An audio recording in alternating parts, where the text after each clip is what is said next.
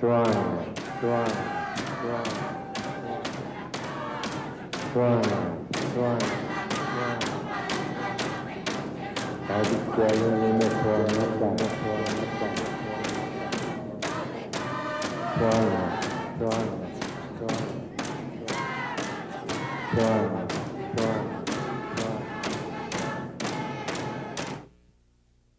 Hello Inuit, ubungatamap tumundo Victor Allen. Singing, drumming, and dancing is a tradition that various cultures have in order to continue their heritage. Here in the Western Arctic, we have drum dance groups that meet on a regular basis. They are learning their ways of our ancestors so that they can keep the culture alive. By performing, they keep people interested in dancing. We want to share with you this. Look at the Inuvialuit drummers and dancers. We hope you learned something from this show and enjoy it as well.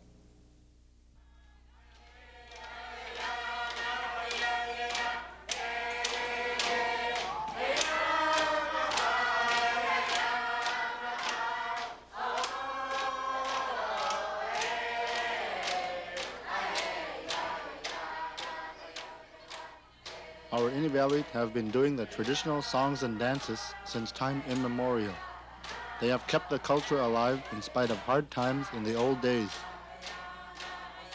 It's a way of life our people do not want to lose.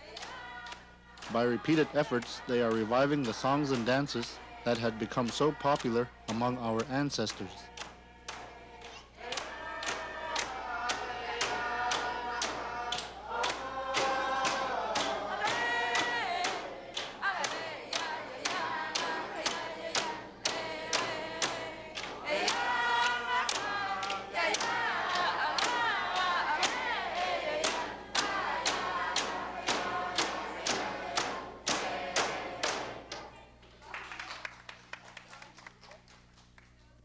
When I was working at the ICS, making sure there's people there, they were drum dancing from ICC meeting with the Inuit Circumpolar Conference, that I seen young people there dancing, and I started asking the other two producers to see if we could put up a drum dance club like Debbie Gordon and Willie Starvis, and I asked them if we could put up a drum dance club. So I said, sure, phone around. So I started phoning around, and first thing I phoned Abel, and lots of people I phoned, about 15 of them. They said they're willing to. So we started putting them in the air, announcing them we're going to be practicing or get together for a meeting. That's how we started.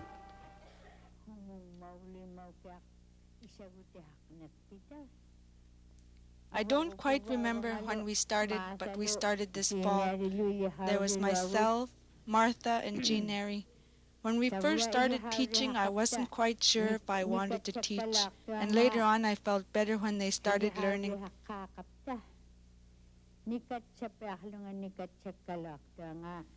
It's very hard to teach dancing when you haven't got drummers and singers, and that's why it was so hard for me at the start of the dancing instructions.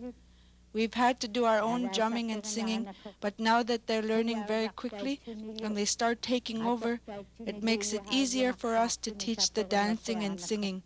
They're getting really good.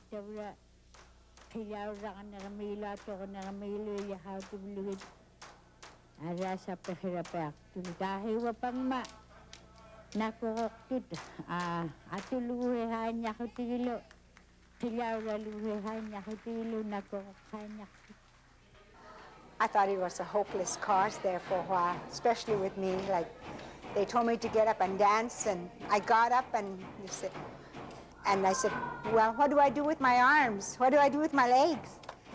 And like, it's there, but it just took teaching, somebody encouragement, somebody to say, hey, this is how you do it. And once you get that, it's not hard to learn. Well, the reason I wanted to dance was I watched my Elliot Gordon dance a lot of times, and I liked the way he dances, and the rest of the clavic group where I grew up.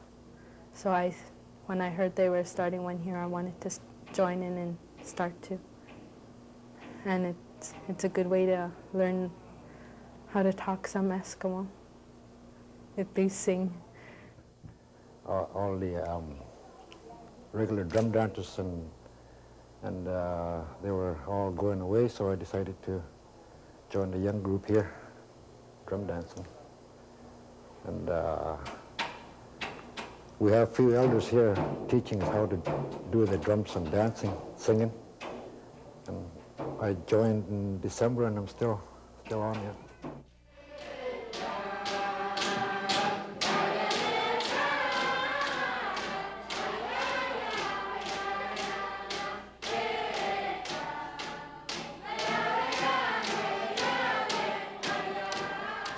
Drum dancing would go on for hours at a time, with no one really wanting to quit. In the days of our ancestors, they always had a way of participating, either by drumming, dancing, or singing. Many, many years ago, I guess people were always out hunting and trapping, or hunting in the early days. And a lot of people, when they knew that there were going to be festivities at a certain time of the year, which was the darkest time of the year, would start preparing their songs and dances that they were going to use when there was a big gathering. So a lot of the songs were made up, and the dances, when people were out maybe alone traveling someplace on a hunting trip or something like that. That's when they made up their songs and dances. Some people still say that was the best times that they have ever had. They could express their ties with the land, people, animals, and their natural surroundings, which were interpreted into songs and dances.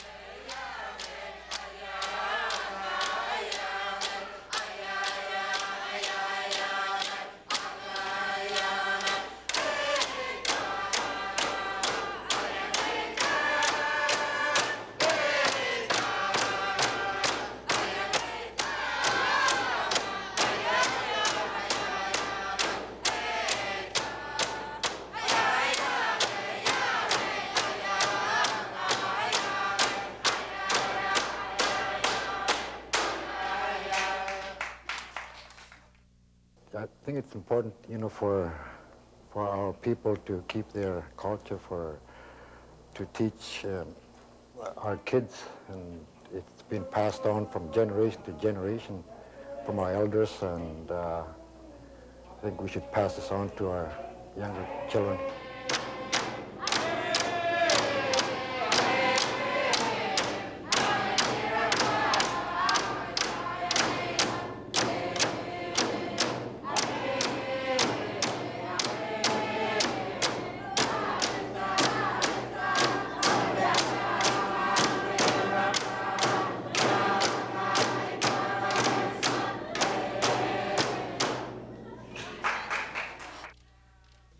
Our elders passed on the songs and dances to our younger generation so that they can keep our culture intact.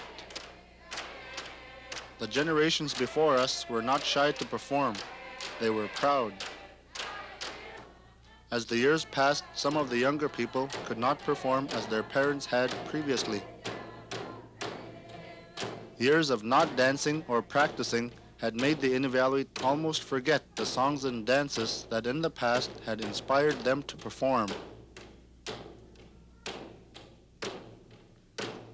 Telling the younger kids of the history can inspire them to become more involved with our culture.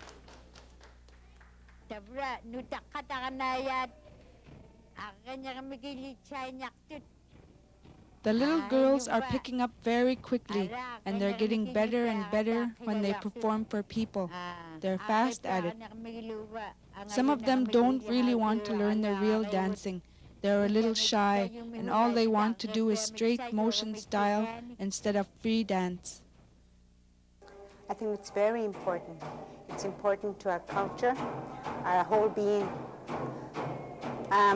They say that in order to find ourselves, we must go back to our land. Well, our culture is very much part of our land. It lifts our spirits. It guides us if we listen. Like listen to the drums, listen to the elders, what they say, and watch how they do things. This is part of our history, a part of our culture. And this is something that was passed down from generation to generations. Now, along the way, there was a lot of new songs and dances made up, but a lot of the songs and dances that they do now or have done over the years has been passed down for hundreds of years. Well, the elders will have to teach them, maybe individually at first, the movements, but at first I think they should be learning the songs, and from that they'll understand what motions or movements to make. Showing kids step-by-step movements can guide them to be more knowledgeable about the dancing and the singing. In order to do this, we have to go back to our elders. To get the culture, the culture they know about, they sing them, and then we try to learn them, try to learn them. Same way as we get to our elders, we ask them about how they used to dance long ago, and then they start instructing us from that. Like my mom died many years ago, there's a lot of elders that I've talked to. Now, I can remember watching drum dances when I can barely remember. In Tuck, I can remember them having dances at Chief William Inuvialuit's house. And I can remember parts of the dances. I can remember some of the people that were there. But some parts of it is a blank. And with the elders that I've talked to about drum dancing have told me the same thing that I'm saying, that they've been watching it ever since they were small. So my feeling would be that their parents probably was the same thing, saying that I was just a little tyke when I started watching drum dancing. Along with the younger kids, there are the adults who should be willing to learn, and in the future will be the teachers of our kids. The teaching of our youth and young adults has begun, and the process of learning will be ongoing.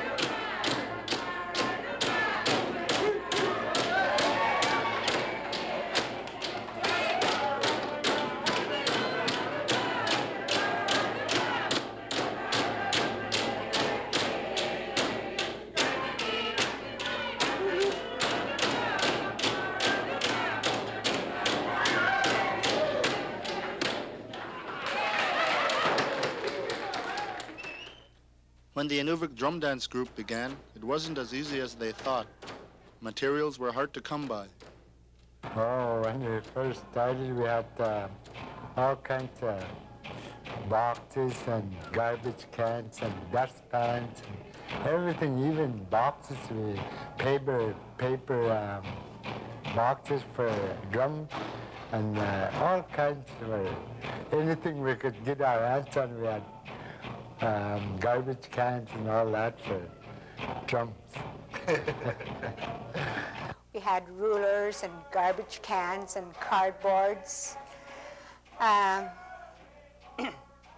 our elders, we look at our elders and it's almost, you could read their minds and say, oh, this is hopeless.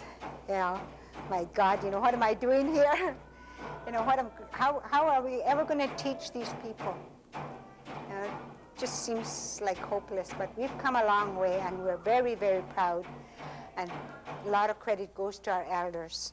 And a lot of credit goes to us students that are willing to learn.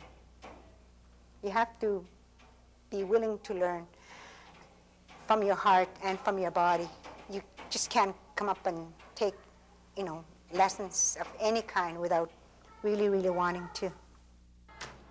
Although some people were reluctant to join in the group, they slowly gained a following of about 30 drummers and dancers. In a short time, they have made performances that surprised a lot of people.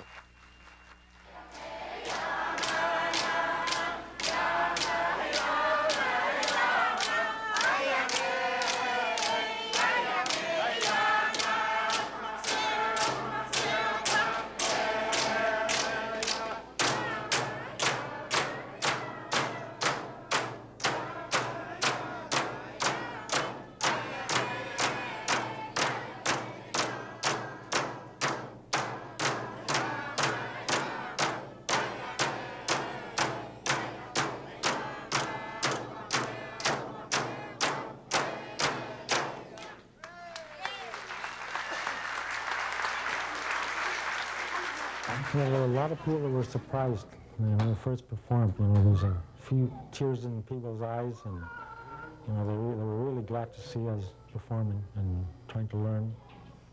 Well, I feel nervous a little bit because I might make mistakes, some dances and the songs I might make mistakes. I feel nervous that way, you know, when you're, and feel a little bit shy too. When I'm watching them, I think about a long time ago, we used to watch the elders at the old Ingamo Hall, watching them singing and dancing, and we used to go up and dance and that. And when I'm singing there, drumming and singing and dancing, I think of the elders when they used to drum and dance. Do you feel proud to be a part of this group? Very proud, and I hope this group teaches the younger generation to keep it up and pass it on. It makes you feel good. When there's lots of people dancing, it makes you want to dance more. And it gives you lots of enthusiasm. There is a warm sense of pride when you watch the drummers and dancers perform. It makes you feel that our culture will not die away in the future. Performing for an audience on a regular basis can give them the confidence they need to gain the experience.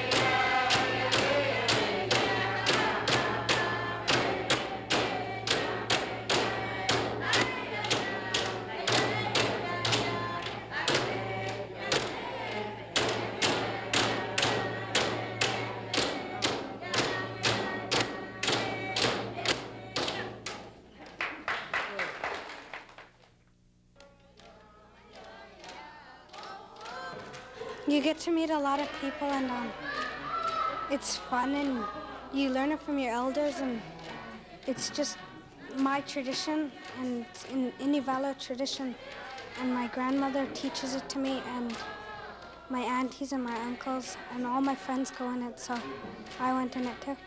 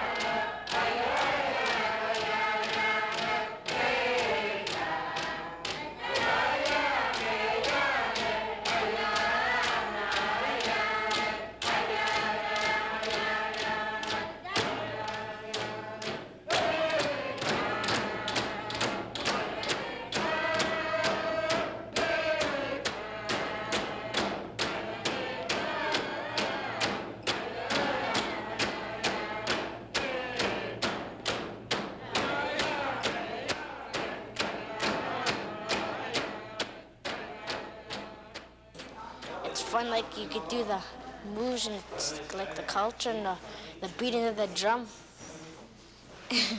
And my friends help too. We need to support the drum dance group with our pride and respect for drum dancing.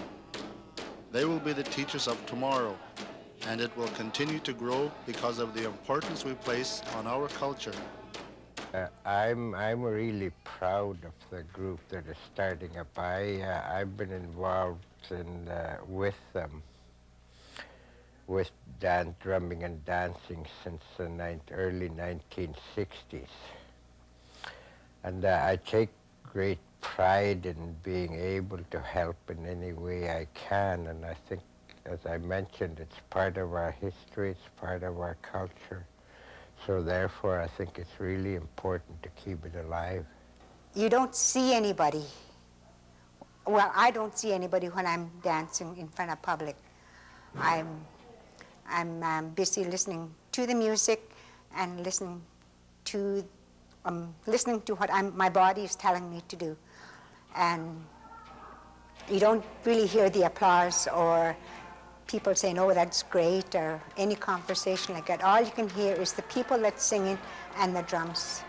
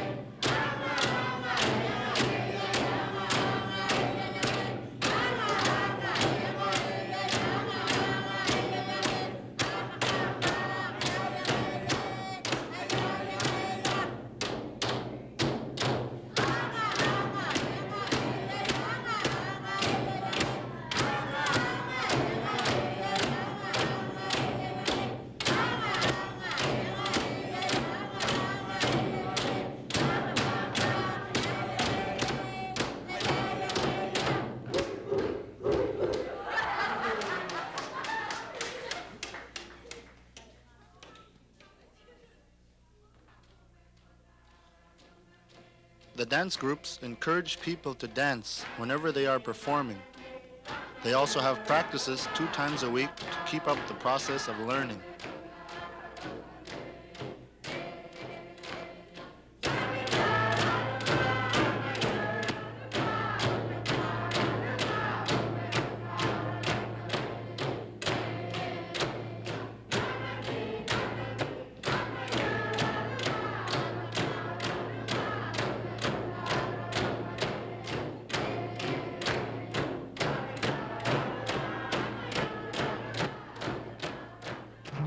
When I was growing up, I used to attend quite a few, but when I first came up, I used to watch the elders, Mackenzie, Delta, Emerson dancers, and that got me interested.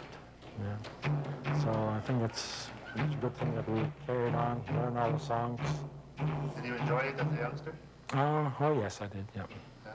I felt it's very much part of me. It instills I feel relaxed, and when we finish our lessons, I'm on a high.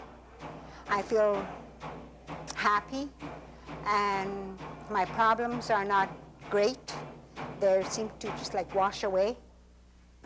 It's a good way to get back into how they used to be, and it's lots of fun once you get into it. If you really get into it, you can have a real good time.